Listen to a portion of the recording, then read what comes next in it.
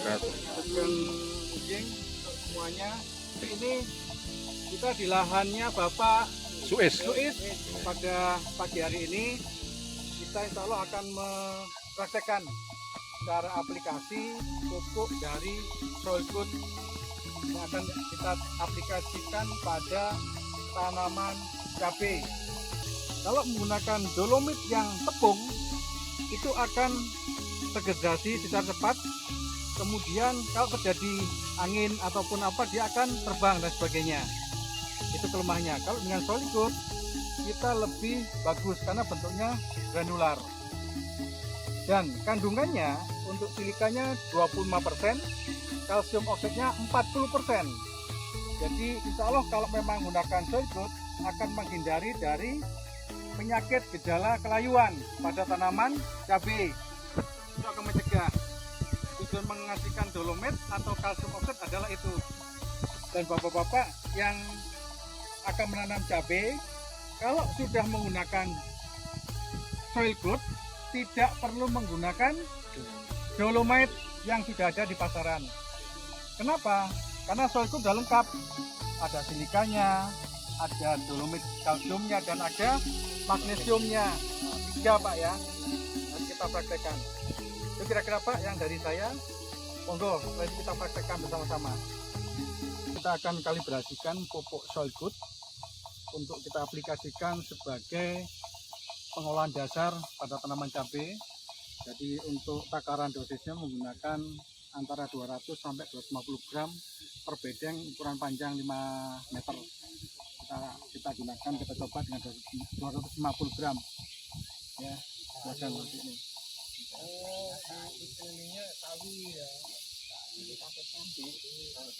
Ini Pak ya, Dipiurkan ya. ini, Pak.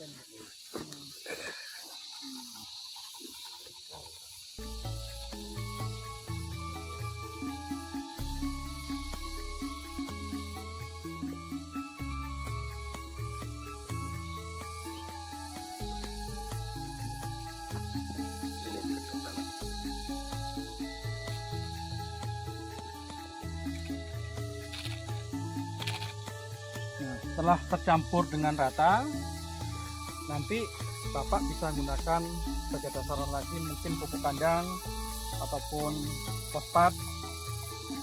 Bapak campurkan. Setelah ini terlaksana, tinggal dicangkulkan Pak. Ya, pinjam Pak cangkulnya. Nanti bisa Bapak cangkulkan.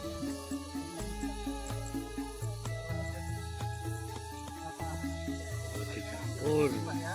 Jangan terlalu dalam. Diaduk. Diaduk. Nah, ini Pak. Isinya ini banyak dan ini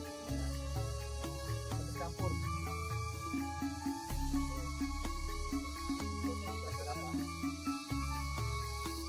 Setelah ini tercampur, didiamkan. Kalau menggunakan mulsa perak, paling tidak 10 hari 2 minggu baru ditutup dengan mulsa. Itu kira-kira kenapa? Biar tanahnya lebih matang beras Jawa kita. Setelah itu baru ditutup, ya monggo, baru dikasih mulsa. Itu kira-kira Pak ya, itu prosesnya untuk pengolahan tanah. Soil good diaplikasikan pada pemukaan dasar. Ini nanti ditutup aja. Setelah itu dilakukan dengan pengocoran dari atas untuk soil good. Oke. Itu kira-kira. Jadi untuk kondisi tanah yang ini kita gunakan 2 perlakuan. Satu yaitu dengan pengolahan tanah. Yang kedua pengocoran. Setelah tanaman cabai ditanam, umur kurang lebih 10 sampai 2 minggu baru kita kasih kocoran. Maksimal. Minimal biasanya tanaman cabai itu mulai tumbuh, mulai hidup, ngelilir, bahasa kita adalah 10 hari. Itu 10 hari paling enggak baru kita kocorkan. Kita akan mempraktekkan untuk tanaman cabai di usia vegetatif. Kita akan melakukan pengocoran, dressing dengan menggunakan soil good. Jadi pupuk yang terkandung dengan silika, kalsium oksid dan magnesium. Di mana tujuannya ini adalah untuk mencegah kelayuan pada tanaman cabai. Jadi untuk dosisnya, takarannya biasanya kita dalam 10 liter kita menggunakan kurang lebih hanya 5 sendok. Jadi 10 sampai 15 liter kita hanya menggunakan 5 sendok makan. Kita menggunakan ember kali ini 5 liter. Kita hanya menggunakan 1 sendok makan munjung. Nah ini aja. Kita aduk. Kenapa kita hanya menggunakan 1 sendok makan? Karena ini di usia vegetatif. Vegetatif itu dia akan membentuk dari perakaran, membentuk dari batang tanaman cabai untuk menuju di usia generatif. Karena itu untuk pupuk Soilgood ini akan diulang 7 hari sampai 10 hari sekali sampai pada umur generatif. Kalau sistem petani kita langsung diaduk seperti ini. Nah.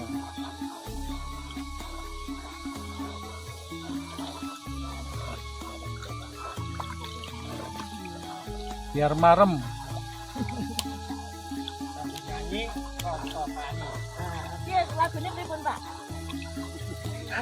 Setelah diwadah ini, nanti kita tuang pada gembor ataupun tangki yang sudah tersedia.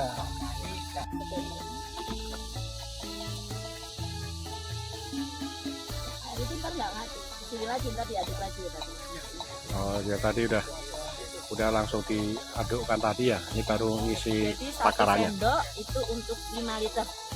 Oke. Kan cabai biasanya menggunakan drum. Maka paling tidak kan biasanya 1 drum bisa sampai 1 kilo. Baru diaduk. Ya kan 1 liter sampai 150 liter. Ya, jadi drum yang lor itu kayak 1 kilo. Masukkan aja Pak. Campur sama PK lain kira-kira apa. Yang 15-16 mungkin. Makanya memang gratis ya.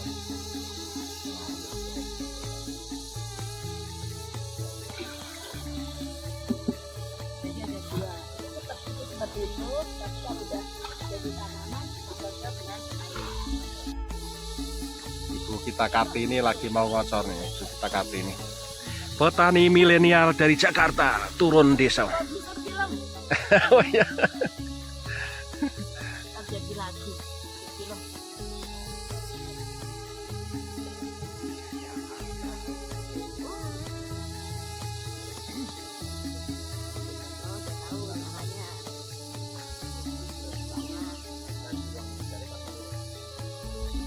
Ini bulat-bulat aja toh Pak?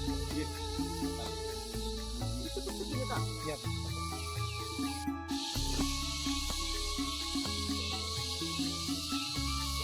Kali ini